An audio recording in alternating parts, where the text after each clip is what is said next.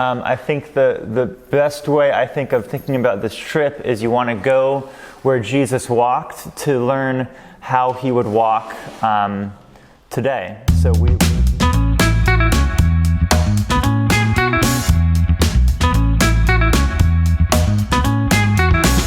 now. And I think that's the hope of doing trips like this, in addition to getting a sense of how real this is. It's easy, at least for me, where stuff that happens in the Bible can seem as fantastical as like fairy tales and castles and stuff like that. And there are real castles, but there probably aren't other aspects of the fairy tales, right? But it can kind of feel like it's in that category. And then when you go to some of these places, you're like, oh my gosh, like this is real. And my experience of being there was perhaps what you might feel like in about a half an hour, which is I felt utterly numb. Like by the end of each day, I just couldn't be amazed. I couldn't feel. There's too much to take in. And the hope is that as you go there, you see all this stuff because you don't know if you'll be able to go back. So you want to see as much stuff as you can. And then as you come back and as you continue your rhythm of being in the Word, as you read about a place that you saw, these things just come back at you with greater clarity and helps make it more real. All right, so if we haven't gone, then here's a small taste. So here's just Israel. We landed in Tel Aviv, and then our first night we drove up and stayed in Tanya, and then we drove up the coast to Caesarea Philippi, took a road over to go to Mount Carmel, then to go to Nazareth, and then up to, we stayed at the bottom of the Sea of Galilee, and then did stuff around there before we came down to Jerusalem and did stuff there. So that was kind of the itinerary that we had. So we started in Galilee and then went to Jerusalem, and that was cool because that's kind of the order of Jesus' life. He started out in Galilee and then he ended up in Jerusalem. And so this is the Sea of Galilee. We stayed down here and then traveled all around to see sights. So that's just some people like maps to know where to place things. Most of Jesus' life and ministry was on this edge of the lake here. Oh, that didn't do anything. But up here is where most of what Jesus did was. I don't know if you can see that, but it's up there. So first is Caesarea Maritima, which is up there just underneath Haifa. It was built up between 22 and 10 BC by Herod the Great. And he wanted to make a great port, but the problem was, as you can see here, there isn't any natural harbor. There's nothing that sticks out and into the sea to provide a safe spot for ships. So he was a great guy. He went all in on everything, on his construction projects, on his insanity, on killing his family members. Everything he did very big. And so he got over 17,000 tons of what they used as a form of underwater concrete to enclose almost 25 acres of open sea. So this became the most significant port in that whole part of the Mediterranean Sea. So all of a sudden you have tons of commerce that's coming in to this place where he built his palace, and in that palace is where Pilate would have resided. So Pilate would have only come to Jerusalem during the holy feasts to make sure that people weren't getting too rowdy, and he would have spent his days most of the time in this town on the sea. And like any good Roman town, it would have a theater that you could see here, so you can see how it goes up, and then so that's the view from the bottom. And then this is the view from the top. You can see as it goes out into the sea, and you can see some ruins there on the right. And this is an example of something that isn't just a cool piece of architecture, but it's something that we know from the Bible. So not Herod the Great, but Herod Agrippa is someone that we meet in Acts. And in Acts chapter 12, it seems like he is just putting his foot on the neck of the early church. Acts chapter 12 starts with Herod Agrippa killing James and arresting Peter. But then after the church prays, an angel leads Peter out of prison, kind of defying Herod. And then if someone wants to open up to Acts 12, verses 20 to 24, and read that, we can read what happened here at this theater. Acts 12, verses 20 to 24. Yeah. And so at the beginning of Acts chapter 12, it seems like Herod is the one with all of the power. He's crushing the church. And then by the end of Acts chapter 12, Herod has tried to take the place of God, has died, and it is the church that's growing and multiplying, not Herod and his power and his reputation. And so this theater is where that happened. It seemed that Herod was so great, he built this amazing port, yet Herod is not the one that lasts. And so we see that here. So this used to be a hippodrome where they had games and horse races and stuff, and there's not much of it left. We see here that this was the amazing palace that Herod had. It went out into the sea, if you can imagine. It would have been like an ancient version of an infinity pool where you could look out into the Mediterranean or something like that. It was this opulent palace, and yet it has been utterly reclaimed by the sea. And yet the church grew. And not only that, but this palace would have been the place where Paul was held under arrest for some points of his life. And moreover, this harbor, which Herod wanted built for his own ego, not Herod Agrippa who died there, but Herod the Great, wanted this harbor built for his own ego. And within a few hundred years, this amazing city had gone back down to being not that much, because the port was reclaimed by the sea. It did not last much past 100 years, past the time of Jesus. And so all that went to nothing. But the church grew, and not only that, God used that human pride, that human hubris, because not only was Paul held here in this palace in house arrest, the port, which you can see some of the ruins in the sea there, this was the port that Paul would have left on for all of his missionary journeys. And so that is Caesarea Maritima. Next is Nazareth. So this is the Church of the Annunciation. It's called that because this is built on the site where it's believed that Mary and Joseph lived. So that would have been the site in which Mary got the visit by the angel, where the Annunciation happened. And so this is the exterior of the church building, and here in Latin you see that the Word became flesh and dwelt among us. And up here on the left, it has the proto-evangelion that's in Genesis 3, where it says that Eve, that her seed will crush the serpent's head. And so this is this building, and you walk in, and it's a beautiful building, perhaps a beautiful old church, as you might expect. But then you see, oh my gosh, there's this giant hole in there.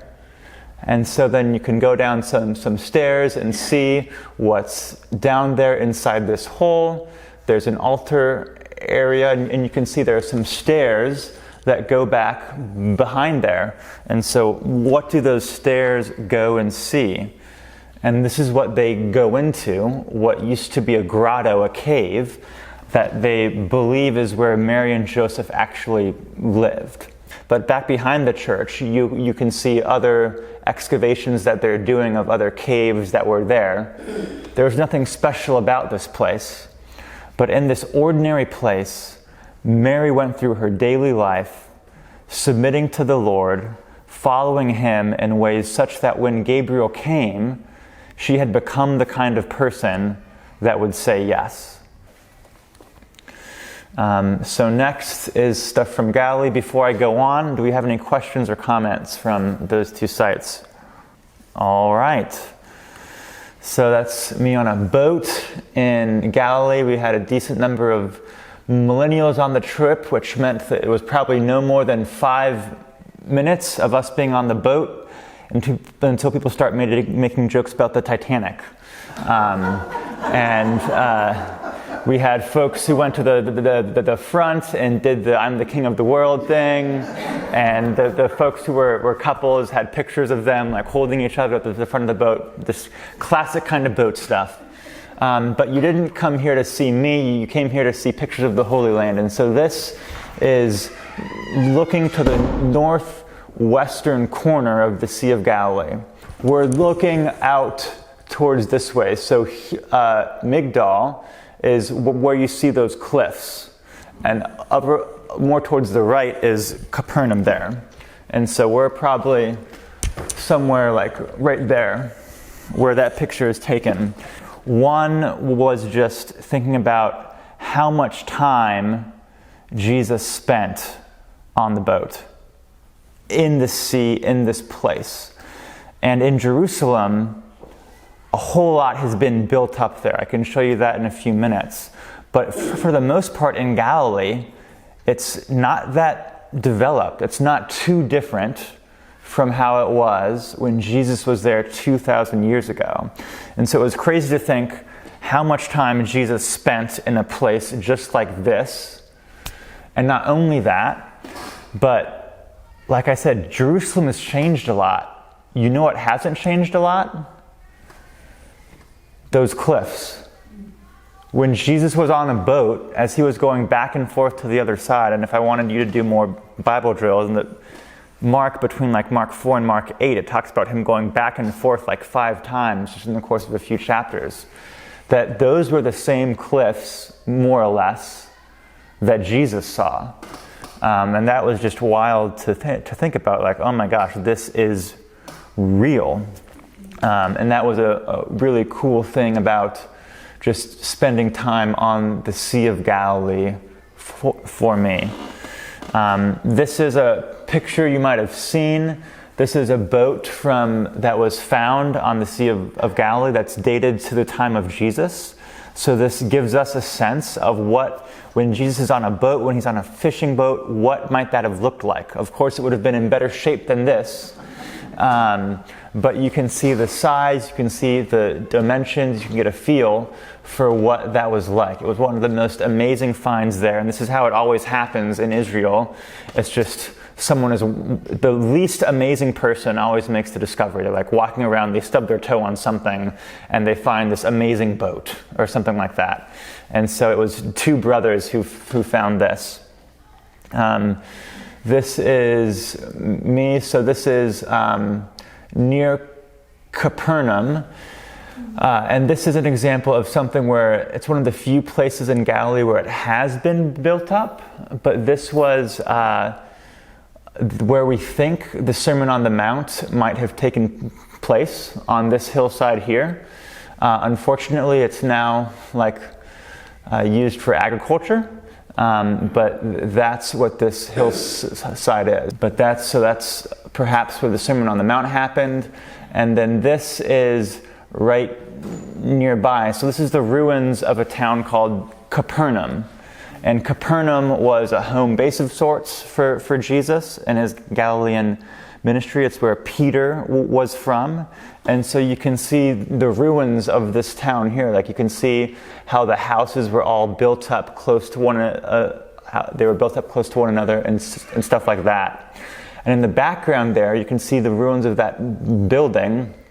And this building was not built until 300 or 400 years after the time of Jesus. But they thought it was a replica synagogue that was built by Christians to have a place to meet there. And in some of the Talmuds and some of the Jewish literature from that time, they said, watch out for the synagogue, watch out for the Jewish people in Capernaum, because they'll steal your heart, is what they said. And from standing up there, you can see how there's a spaceship that's been built on top of this ruins. What is happening here? And if there's a big modern building on the side of something, it's probably because it's what we think is a holy site, and someone wanted to commemorate it. And that's the case here as well. And so this is what's underneath the very center of that UFO, this right here. And in the very center there is what we believe is Peter's mother-in-law's house.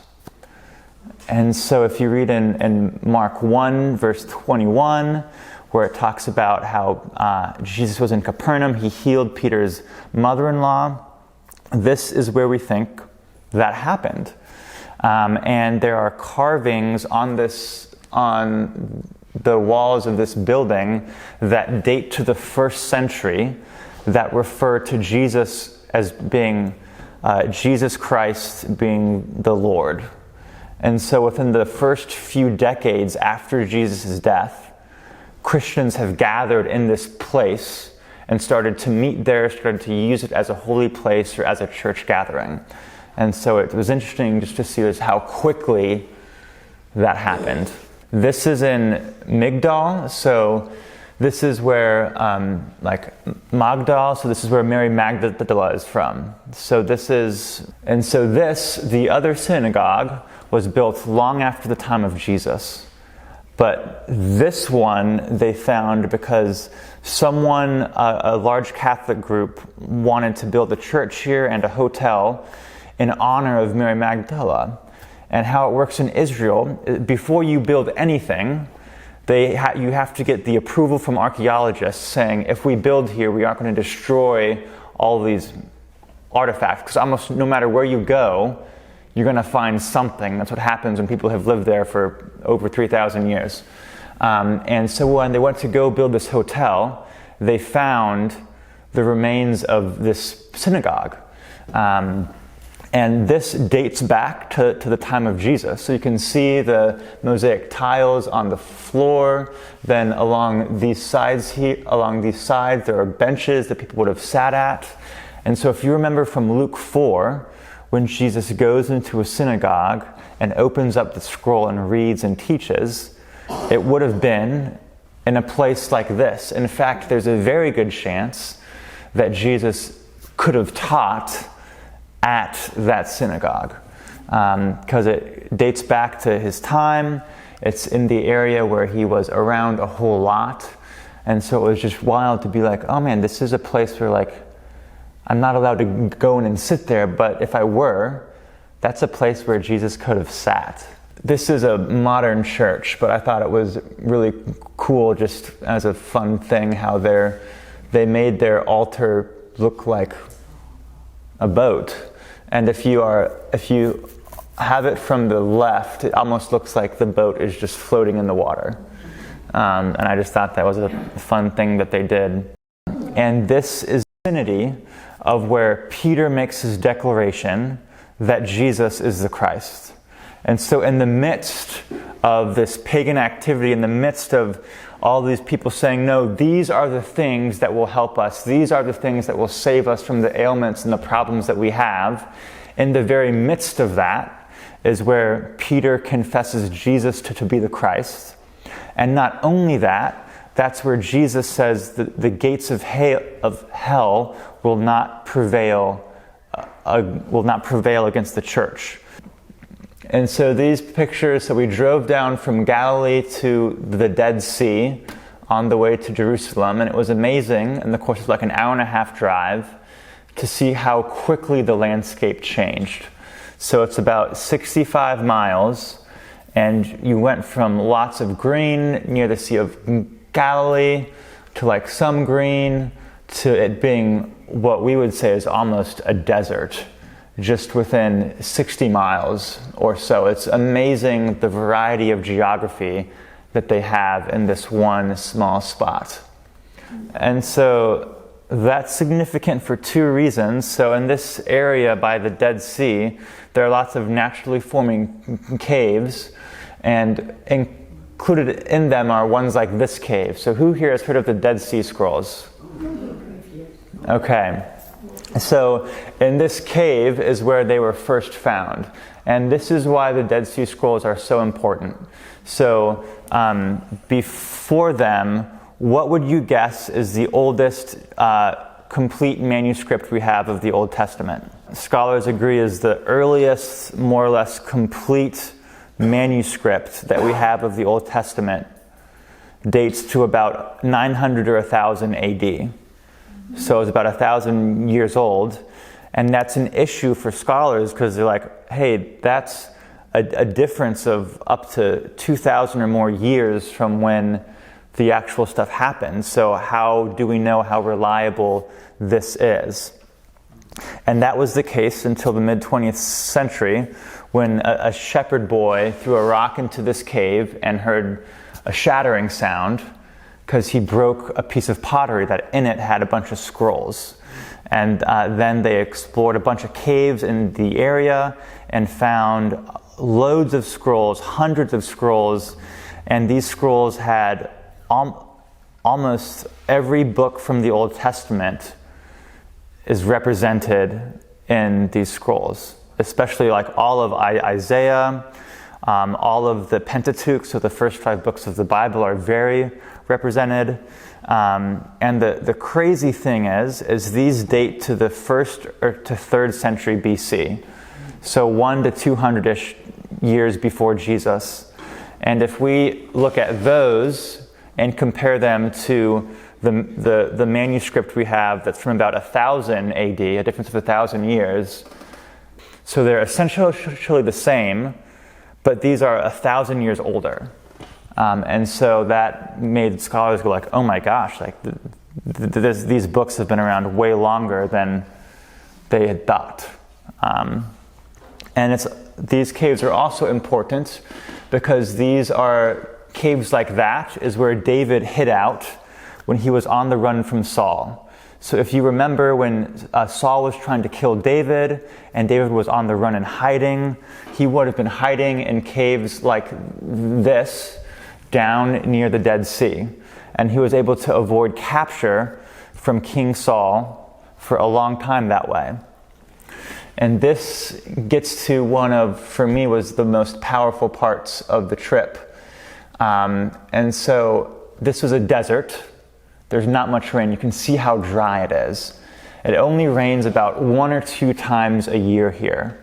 So you have to make sure that when it rains, you gather up as much water as you can. And so you see how they have this channel that goes all the way up to the hillsides that goes and dumps into this cistern.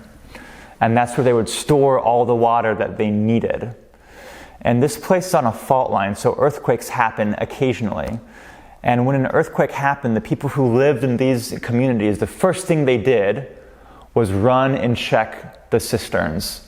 Because if there was a crack in the plaster and the water was leaking out, if they weren't able to immediately fix that, bad news, right? And so that is how people in this place lived. Now compare that to this. So this is a stream coming down from Mount Hermon. This is potable water. If I were to go and kneel down and drink it, it would be perfectly safe for me to do so. And so this is living water. It's water that's flowing, that's potable. Would someone like to open up to Jeremiah 2 and read chapter 13, or chapter 2, verse 13? And so that's what Jeremiah said. And for me, like, that might not mean that much, but after you see this is a visual picture of what it looks like, of what we're doing, what our soul is doing when we're looking to things beside God that only God can give. If you could have the choice, why would you live like this, where you have to depend on one rain a year and hope that the earthquakes don't come and that you're plastered? Why would you do that? Like, even if you have enough water, it's just sitting there stagnant and exposed all year. It's gross. And if it doesn't hold water, it's awful. Why would you trade that for this? And that's what happens when we look away from God for what only God can provide. That was so powerful for me. One of the most meaningful parts of the trip for me was a conversation I had with a Muslim man. So we had a day off, and on my day off, I took a day with a group called Telos. And Telos works, their mission is they're a peacemaking group. And so they say they are pro-Palestine, they're pro-Israel, and they're pro-peace. And they say if there's something that's bad for Israel, it's bad for Palestine. If there's something that's bad for Palestine, it's bad for Israel, which does not make them many friends, as you might imagine. And they're involved in the hard work of real peacemaking in Israel. And they took me through a refugee camp called Dahesha, which is in Bethlehem. So Bethlehem is just south of Jerusalem. Like you can see, like it's in, you have a visual line of sight. And it would be a whole session to go over the history of Israel and Palestine. But when the Israeli state was formed in 1948, there were people who had lived in Jerusalem and in Israel for generations that lost everything, that lost their property, that lost their homes.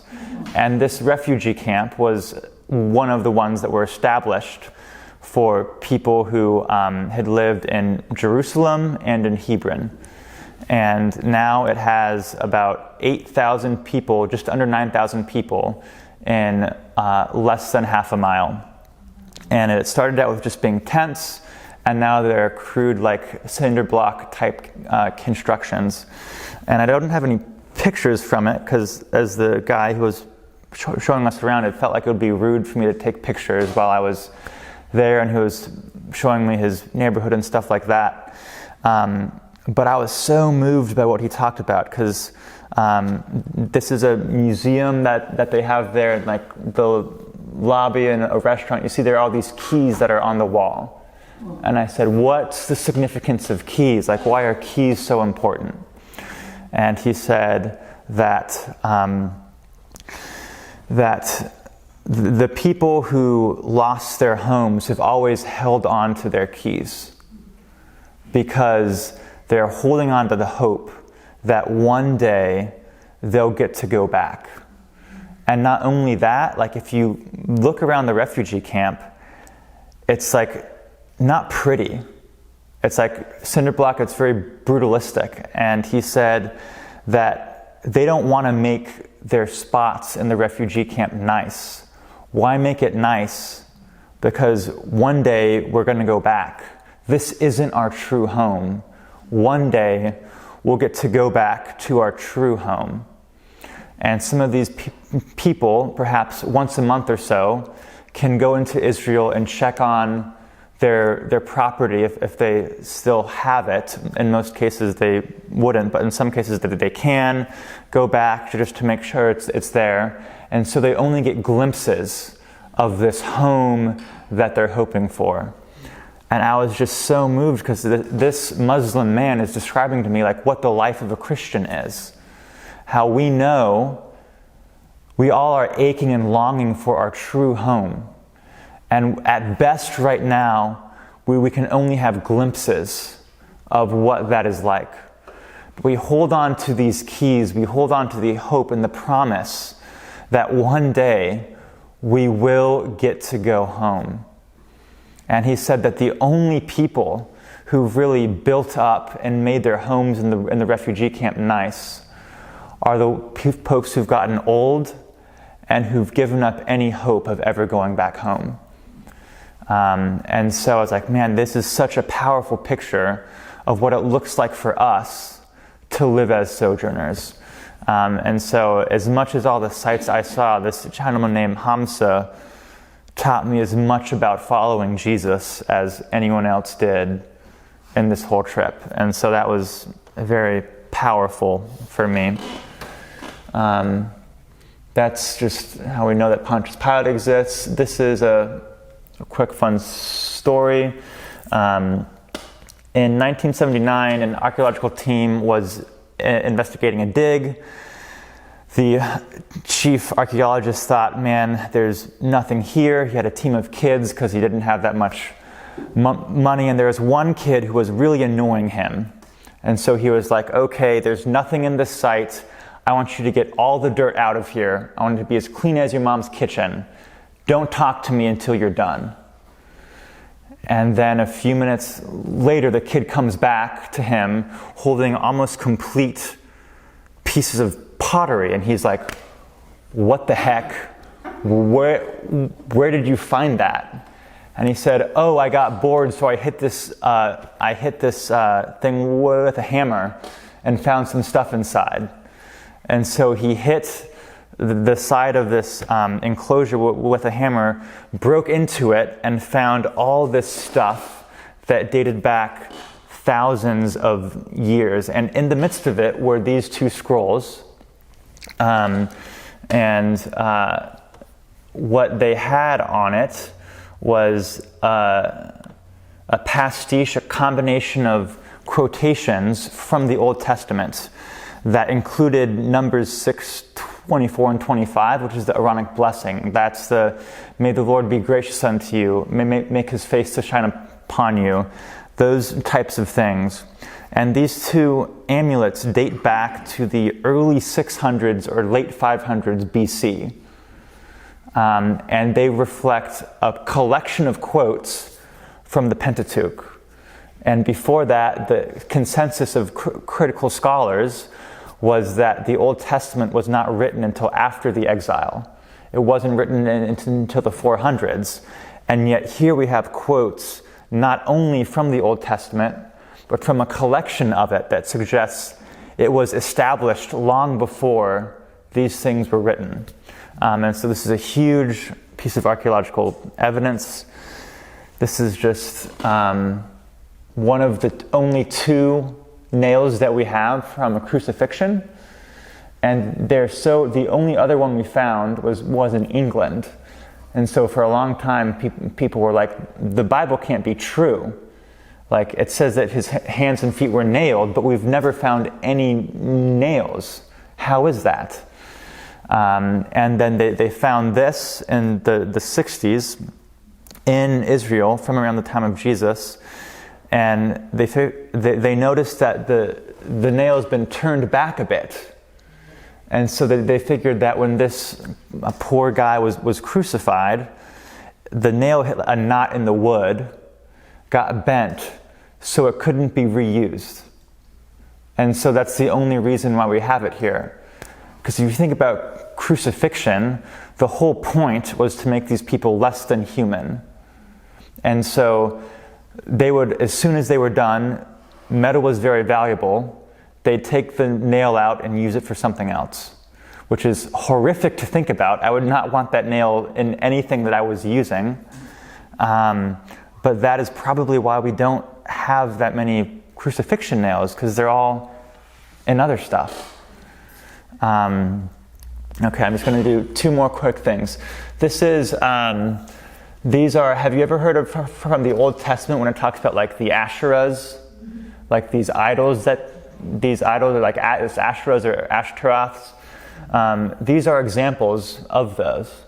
So some people, when they do archaeology of Israel, they say, oh, the Bible can't be real. We're finding all of these idols in Jewish homes. And we're like, no, that's actually what the Bible says, is that Jewish people had a bunch of idols. That was part of the problem. And in a town called Arad, they found an altar like this, which I love, because in this, how this setup is they had one altar that would have been to Yahweh, and another altar that would have been to like the Asherahs or some other god. And so if you would have asked these people, hey, do you worship Yahweh? They would have said, oh, of course I do. Of course I worship God. But if you would have asked God, he would have been like, no, they actually aren't trusting in me. That's what you have all throughout the prophets. And I love this because it's a picture of what I do so often, what we all do, of where we say, oh, I trust God.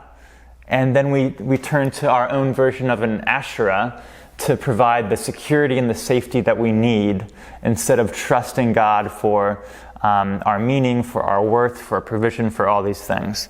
And so I just thought that was a beautiful image that is true of my heart so often, of how, oh, of course I worship God.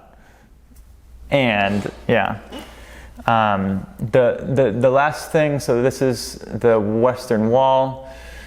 At night, you see how big it is, you see how small those people are, but in the time of Jesus, so if you see the top of that wall in the back, that is the floor there. So as big as that is, it's like in the day of Jesus, it would have been like 40 feet higher than that. It was massive. And this is a prayer they had outside of the bathrooms there. It said, "Blessed are you, Hashem, our God, King of the universe, who fashioned man with wisdom and created him with many openings and many cavities. It is obvious and known before your throne of glory that if but one of them were to be ruptured, or but one of them were to be blocked, it would be impossible to survive and to stand before you even for 1 hour. Blessed are you, Hashem, who heals all flesh and acts wondrously." And I just thought it was so funny that this was like, you have a prayer for everything. You have a prayer for our bathrooms, and I just thought it was a funny juxtaposition of the like very frank talk about our bodies with God, which we don't often have. Were you allowed to walk up to it? Yeah. So I was allowed to walk up to it and put my hands up to it. The sad thing is, if you can see here, like it's about right there. That's the section for women and children, and this is the section for men. And the Temple Mount would have been over here, so the holiest part is inside, like under the covered section. And the woman can, like the closest they can get is right there. And so they can never get as close as the guys can, which is sad, as is the aspect of like, we can never know the nearness of God. These are the South Temple steps. So if you're looking at this is off towards the right there and towards the bottom. So this is where rabbis would teach, perhaps, like after they had times in the temple. This is where people would gather. So this is where Pentecost happened. So Pentecost happened on these steps. And I don't have a picture of it, but off to the right there are lots of baptismal pools that people would do for washing before they went to the temple. And so when people says, hey, what's stopping us from being baptized at Pentecost? They had all these pools right there. They, in theory, could have just started baptizing people in a Christian way, of course, not for a Jewish way of ritual cleansing, but that's where that happened. And then just the last thing is, so this is as you're walking down from the top of the Mount of Olives. You can see the Temple Mount, which is a mosque there now. The temple of Herod was twice the height of that mosque. So if you were walking down, it would have been 2 times higher. And this is where Jesus would have been walking down on the triumphal entry. So this is from the top of the Mount of Olives. And so you're looking down, you can see this Temple Mount.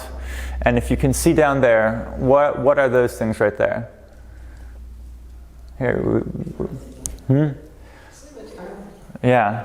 It's a grave. Some of the most expensive real estate in all of Jerusalem, because from Zechariah 14, it talks about the Messiah coming on the Mount of Olives. So we as Christians would understand that to be the second coming of Christ.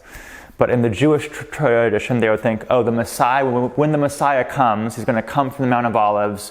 So the people who are buried here have the front row seats to the resurrection when it will finally happen. And these graves go all the way down the hillside. So when you get to Gethsemane, where you have all of these olive trees, in the midst of these olive trees also would have been graves. And Gethsemane, the word for that is related to olive and olive presses. So not only would there have been graves, there would have been olive presses there as well. And how the olive press worked is they had a 500 kilogram stone that would crush the olives to help the oil flow. And so as Jesus was in agony praying, he was surrounded by pictures of death, and he was surrounded by representations of what it would be like for him to be crushed and for him to be poured out for his people. And that was what was surrounding him as he was praying that night.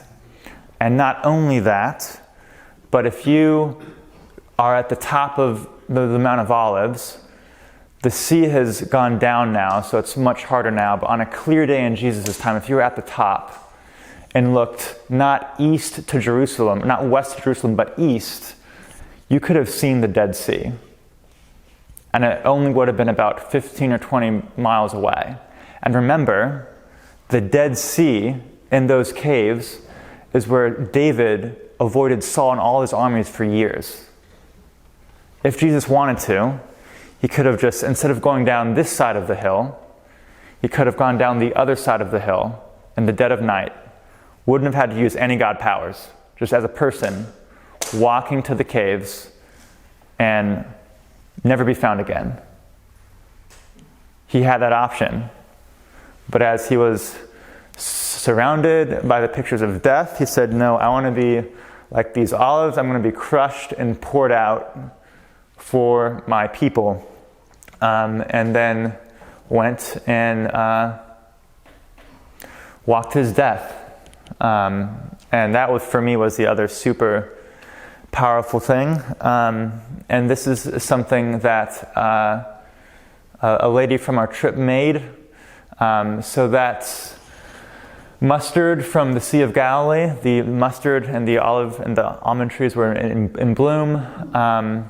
And so that's mustard from Galilee and some olive branches from the Garden of Gethsemane. And she made this to remind her of how the Jesus of Galilee became the Jesus of Gethsemane, which I just think is so beautiful. And I took more of your time, way more of your time than I was supposed to.